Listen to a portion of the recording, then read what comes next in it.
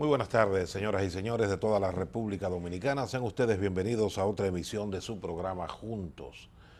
Bueno, la vicepresidenta de la República, doña Margarita Cedeño de Fernández, se ha pronunciado con relación a la medida de enviar a prisión a la joven madre de Santiago que apareció en Facebook dándole de tomar,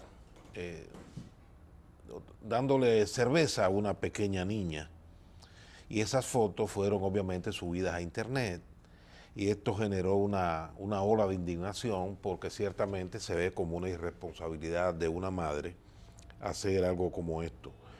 Pero algunas personas, muchas personas han criticado, vamos a decir, el exceso que se ha cometido al dictar 3 meses de medida de coerción contra esta joven.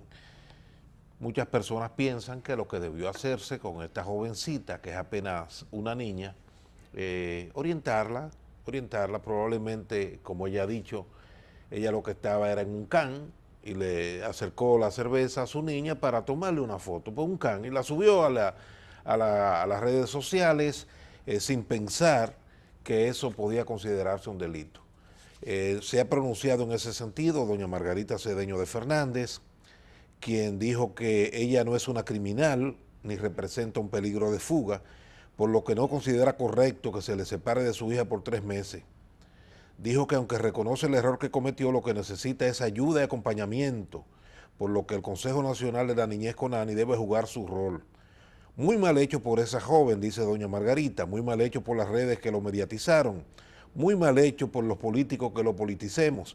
Aquí lo que se trata es que den un ejemplo moral a la sociedad, aseguró.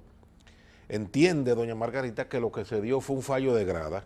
Un fallo de grada es un fallo de la gente clamando, condénenla, pero es una niña prácticamente. Entonces se ejerce esa presión sobre los medios de comunicación. Yo escuché a algunos comunicadores, amigos míos, pedir cuando se enteraron de la situación, ¿qué hacen que no la han ido a buscar presa? ¿Pero por qué? Yo creo que esa jovencita lo que más necesita, más que separarla 3 meses de su hija, como se dictó en Santiago esa disposición, lo que merece, lo que amerita es más bien, es orientarla. Y yo creo que, como dice doña Margarita, el CONANI pudiera muy bien realizar esa labor. Enseñarla, educarla, a lo mejor una muchacha sin formación, una niña con una pequeña, ¿verdad? Que a lo mejor estaba en un can, como ella dijo que estaba y que le tomó una foto, un can, para subirlo a la red, pero ella lo más lejos que tenía era que estaba cometiendo un delito. Y eso es así. Yo pienso que realmente la medida fue muy extravagante al dictarle 3 meses de prisión preventiva por este hecho. En ese sentido también se pronunció el consultor jurídico del Poder Ejecutivo, don César Pina Toribio, quien criticó esa medida de coerción impuesta a la joven que publicó en Facebook dándole cerveza a su hija de 10 meses. Dijo Pina Toribio que en los casos que hay niños y niñas envueltos es preferible la búsqueda de soluciones alternativas y la mediación, aunque aclaró que es legítima la medida de coerción de 3 meses de prisión preventiva contra Stephanie Esteves, que así se llama la madre, de apenas 18 años y madre de la niña. En lo personal, dice el consultor jurídico del Poder Ejecutivo, yo hubiera preferido un manejo disciplinario, pero monitoreado por la autoridad pública con respecto a este caso. También los abogados de la joven Esteves calificaron de exagerada la medida impuesta a la joven y negaron que ésta haya dado cerveza a su hija. Simplemente le tomó algunas fotos como simulacro para subirlas al Facebook, indicaron. Yo creo que realmente fue un exceso. Ojalá se revise, pero ¿por qué separar a esta niña de apenas 10 meses de su madre por esta tontería?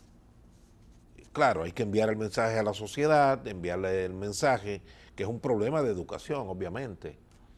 Enviarle a las otras madres, tenemos muchas madres adolescentes, prácticamente niñas, entonces hay que decirle que esas cosas no pueden hacerse porque se envía un mal mensaje, como usted va a publicar que le está dando cerveza o le está dando ron a un niño en las redes sociales, publicar eso en las redes sociales, porque eso pudiera en cierto modo, mucha gente sin conciencia, sin la educación de vida, pudiera interpretarlo como que eso es normal, y realmente no lo es. No lo es porque se trata de un niño, un bebé de apenas 10 meses, como es el caso de la niña en cuestión.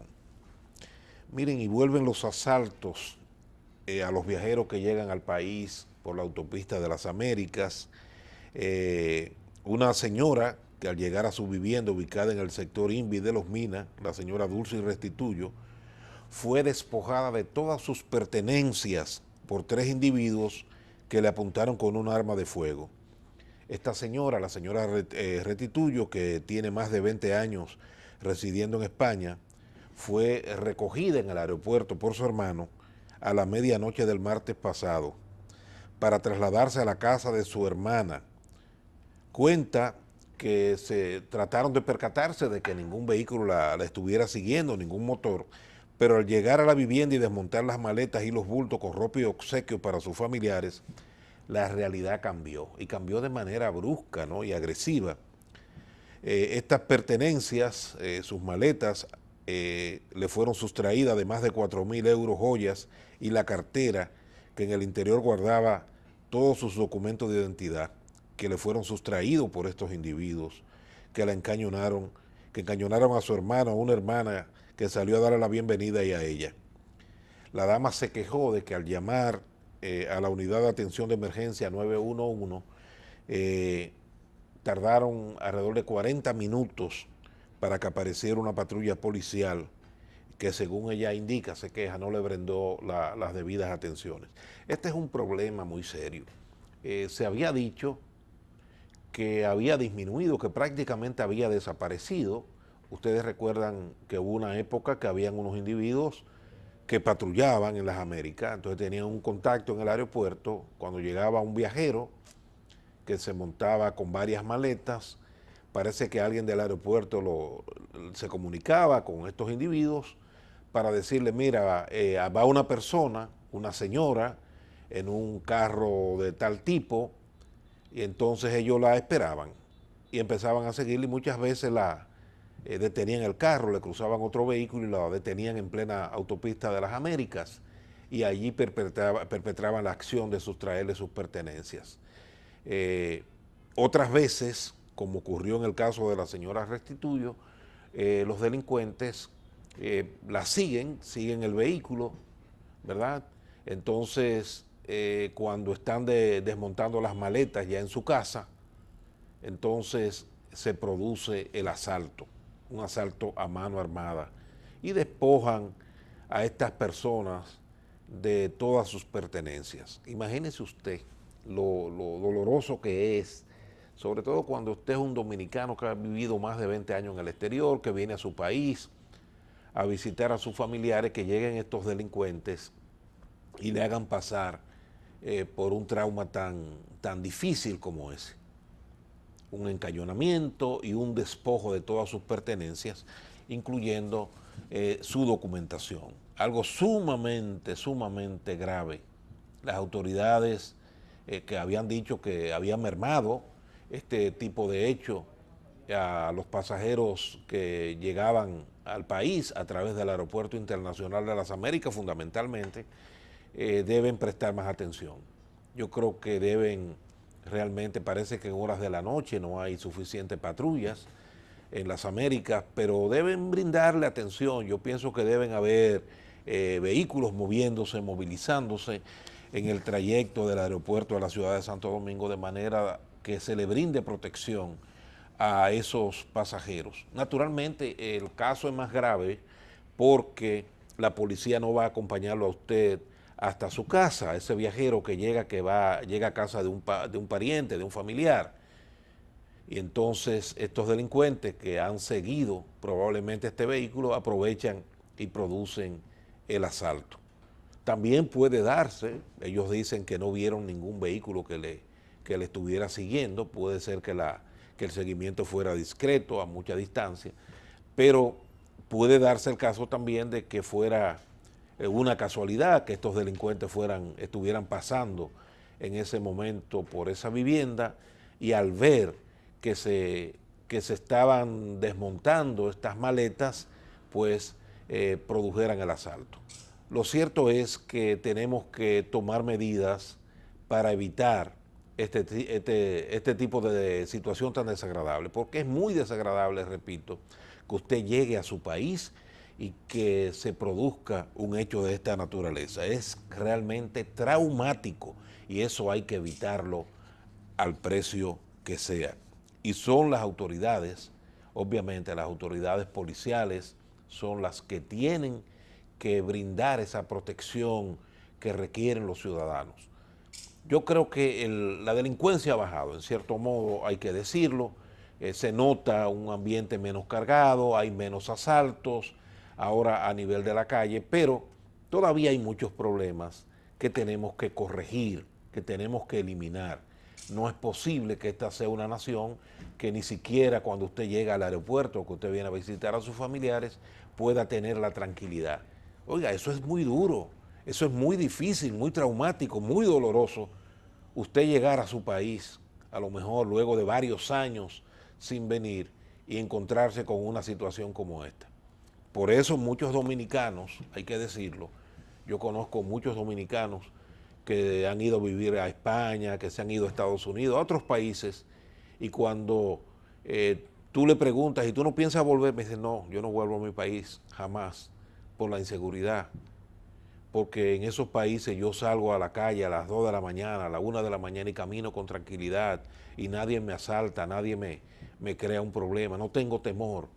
Aquí no, aquí hace ya mucho tiempo tenemos que vivir enjaulados, todas las casas ahora tienen que ponerle rejas para poder la gente tener un poco de tranquilidad, porque hasta eso cuando quieren robar, muchas veces las arrancan para cometer robo y meterse a residencias habitadas.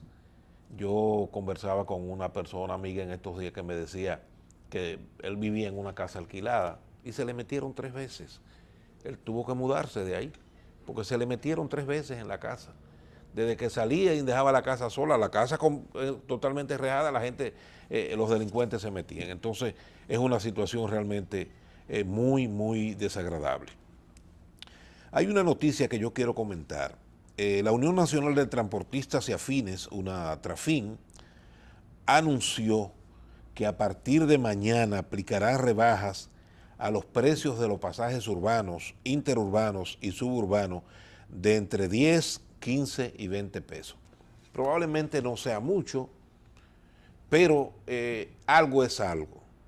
Ustedes saben, en estos días el director de la Oficina Técnica de Transporte Terrestre se reunió con algunos empresarios del transporte, porque ya no hay que hablar de que son sindicalistas, porque no lo son empresarios que tienen flotillas de autobuses y que tienen a los choferes organizados en torno a esas organizaciones, ¿verdad?, que dirigen para entonces ellos tener fuerza y poder presionar a las autoridades.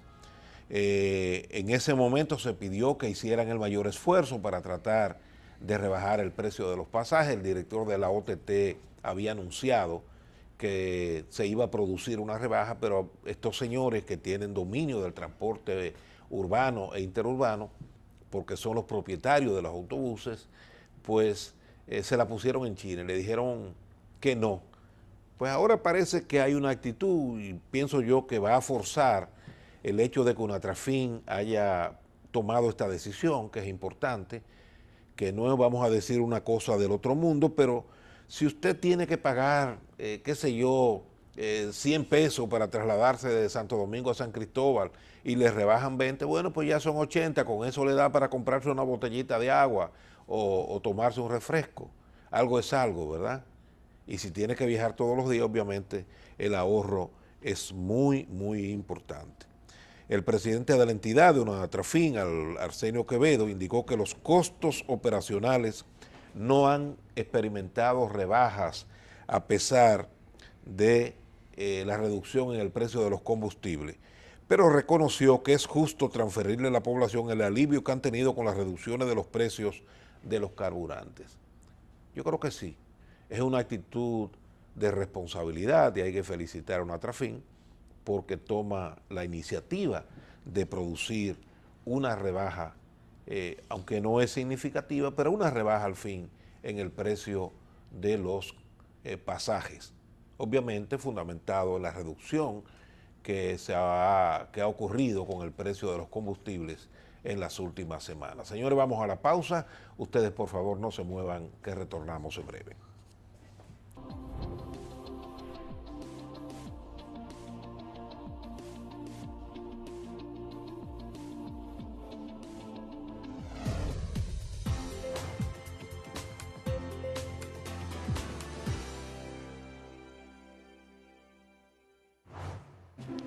Yo me siento primero. No, ya. Por acá está bien. Yo quiero junto a mamá. ¿Cambiamos? ¿Está bien? Baja los pies. ¿Quieres? No veo. ¿No ve? Muévanse. Cámbiate para allá. Yo quiero junto a mamá. Dame. Tenlo. No quiero esta silla. No. Dámelo.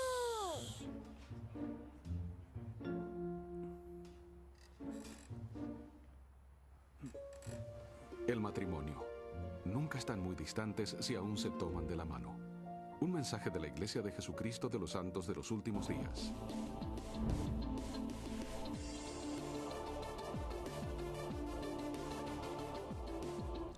Bueno, este fin de semana estuve de visita por el este del país. Estuve particularmente en El Ceibo, que es donde vive mi madre, vive mi familia. Yo me crié en El Ceibo.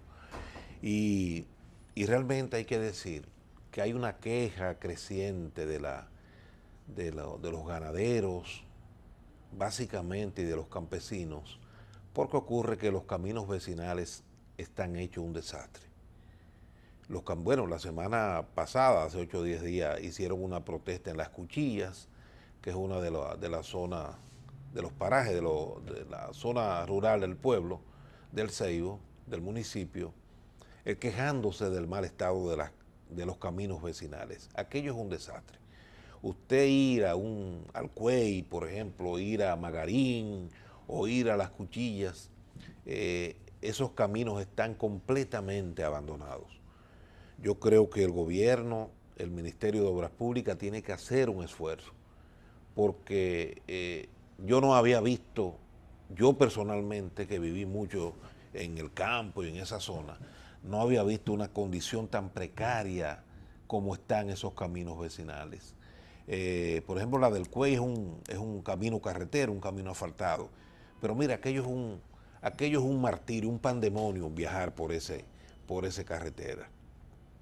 Eso es un desastre, porque es un trayecto que usted tarda, que pudiera hacerse en 20 minutos, 25 minutos, y usted tiene que durar 1 hora para llegar a su sitio o más, por el deterioro terrible que tiene el camino carretero. El de Las Cuchillas es un desastre, el de Magarín es un desastre. Y así me dicen que están todos completamente deteriorados. Yo quiero también llamar la atención del Ministerio de Obras Públicas con relación a la carretera. San Pedro de Macorís a Atomayor, por ejemplo. Atomayor El Ceibo. Atomayor El Ceibo está más o menos en buenas condiciones, está recién asfaltada, pero el tramo de San Pedro de Macorís a Atomayor tiene algunos tramos que están en buenas condiciones, pero otros realmente muy deteriorados. Ahora, ¿qué está pasando? Esas carreteras se han estado asfaltando en los últimos años muy frecuentemente. Vuelve y se recapa, se le coloca una carpeta asfáltica. Ahora, ¿por qué no duran estas carreteras? Y yo puedo hablar por la experiencia. Yo fui encargado de ayudantía cuando Obras Públicas disponía de personal, había equipos, camiones y brigadas para mantener las carreteras en buenas condiciones. Habían brigadas para control de vegetación, brigadas para bacheo técnico, brigadas para los puentes y las alcantarillas, que hacían una labor de limpieza. Pero usted sabe lo que pasa. Ahora usted viaja por esa carretera y no hay drenaje lateral. La maleza está prácticamente sobre la carretera, pero no cunetean con un gredal, con una motoniveladora, no se cortan la maleza, que es lo que se llama control de vegetación, no se limpian las alcantarillas. Entonces, obviamente, ante esta situación, no importa que usted le coloque una carpeta nueva de asfalto. Si la carretera está en condición precaria en cuanto a su drenaje, cuando llueve, el agua, como están las alcantarillas, las cunetas tapadas, el agua va a fluir o va a correr sobre la superficie asfáltica. Y obviamente, cuando eso ocurre, tiende a deteriorarse muy rápidamente. Por eso es que las carreteras no están durando, porque no hay mantenimiento. Yo creo que el ministro de Obras Públicas, Gonzalo Castillo, que es una persona que yo creo que es eficiente y que ha hecho una buena labor, vamos a decir, relativamente buena, porque aparentemente Obras Públicas se ha concentrado en las grandes carreteras. O sea, las grandes carreteras están muy bien. Se ha estado trabajando en las carreteras troncales, pero lo demás, un desastre. Entonces, tienen que prestarle atención a esto. Y yo digo, insisto, que no hacemos nada con estar colocando carpetas asfálticas en tramos carreteros del interior del país si no se limpian, si no se controla la vegetación, si no se limpian las alcantarillas, los puentes alcantarillas, si no se garantiza que el agua circule, no por encima de la carretera, sino en los laterales a través de los drenajes correspondientes. Si esto no se hace, ese es un dinero perdido. Por eso es que usted ve que una carretera le colocan una carpeta asfáltica hoy, a los 3 años está destruida. Yo creo que estamos botando el dinero. Si aquí no se crea conciencia sobre la necesidad del mantenimiento, aquí estamos botando el dinero. Anteriormente se asfaltaba una carretera y te duraba 10 o 12 años. Ahora no. Ahora a los 3 años ya la carretera no sirve por esa situación. Una vez se implementó el peón caminero, que era la idea era que se nombraran gente residente en cerca de la carretera, se le ponía un sueldo, usted le entregaba una carretilla, un pico, una pala, y esa persona se encargaba de mantener, vamos a decir, 1 kilómetro a la derecha y a la izquierda de su casa. De un lugar, usted le asignaba 2 kilómetros de lado y lado, para que él todos los días fuera a limpiar, a cortar la maleza, a coger un pico y limpiar la cuneta para que el agua fluya con facilidad, y se le otorgaba un sueldo por eso. Era una manera de combatir la pobreza, de reducir el desempleo, pero se le rendía una labor importante. Eso fue muy recomendado por los técnicos del Banco Interamericano de Desarrollo en la década del 80, pero aparentemente eso no se ha hecho o se ha descontinuado. En algunos casos llegó a hacerse, pero se ha descontinuado. Pero yo creo que sería una salida, una solución. Porque si usted nombra, vamos a decir, en un tramo de 20 kilómetros, usted nombra 8, usted nombra 10 hombres y le da 2 kilómetros a cada uno, ¿verdad? La carretera se va a mantener limpia, usted tiene un supervisor para que esa gente realice el trabajo, y a la vez que usted le resuelve el problema a 10 familias, usted garantiza un tramo que probablemente cuando se habla de reasfaltar implica una inversión de millones de pesos que se está perdiendo por falta de un mantenimiento adecuado. Miren, pasando a otro tema, el gobierno a través del canciller Andrés Navarro valora el discurso del presidente Leonel Fernández. Dice Andrés Navarro que nos parece que el presidente Fernández ha estado haciendo una labor que considero importante para el país, con todas las facilidades de acceso a espacios nacionales e internacionales y a medios de comunicación que tiene su condición de estadista y también de jurista, pues está haciendo un aporte al análisis de las diferentes interpretaciones, dijo. Yo creo que sí, el presidente Fernández ha estado participando. Yo la semana pasada le conversaba sobre su participación ante la Organización de Estados Americanos, que es el organismo jefe de la Comisión Interamericana de los Derechos Humanos y de la Corte Interamericana de los Derechos Humanos, que depende de la Comisión, y estos dos organismos también, obviamente, a la OEA. Y el presidente Fernández realmente ha hecho una labor importante. Citábamos y leímos aquí el artículo que publicó la semana pasada en el periódico El País de España y que fue reproducido aquí por el matutino Listín Diario. Yo creo que el presidente Fernández tiene una posición muy clara sobre esta última sentencia de la Corte Interamericana, que obviamente le ha generado a la Corte un montón de críticas a nivel internacional porque obviamente ellos se pasaron porque yo he dicho que 5 sujetos, que son los que integran la Corte, no pueden pretender que una nación modifique su legislación e inclusive la constitución de su país para atender a un problema específico, en este caso, como ellos pretenden, de que la República Dominicana otorga de manera automática la nacionalidad a todo el que haya nacido en la República Dominicana sin importar su condición. Yo creo que eso es un atrevimiento de esa Corte y eso ha traído muchos problemas. Ustedes saben que aparentemente la Corte tiene unos criterios que fueron válidos en el momento que predominaban las dictaduras en América del Sur, que por cierto se le criticó que fue muy pasiva. Ahí se hizo la llamada Operación Cóndor cuando estaba Pinochet en Chile y Videla en Argentina. Con esa Operación Cóndor salían a cazar a oponentes políticos en cualquier parte del mundo y los asesinaban. Un caso específico fue el ex canciller chileno Orlando Letelier, que fue asesinado en Washington. Le volaron el carro en pleno Washington y eso fue producto de esa llamada Operación Cóndor que dirigían esos dictadores que se entronizaron en toda América del Sur. Entonces, la Corte Interamericana, que empezó a funcionar bajo el criterio de supuestamente defender los derechos humanos que eran violados por las dictaduras, aparentemente pretende que países democráticos que no son gobernados por dictadores, aplicarle entonces una receta que probablemente es excesiva y que mucha gente no está en disposición de cumplir. Señores, el tiempo ha concluido. La invitación cordial para que nos acompañen mañana nueva vez, cuando estaremos de nuevo con ustedes en otra emisión de su programa Juntos. Buenas tardes y hasta mañana.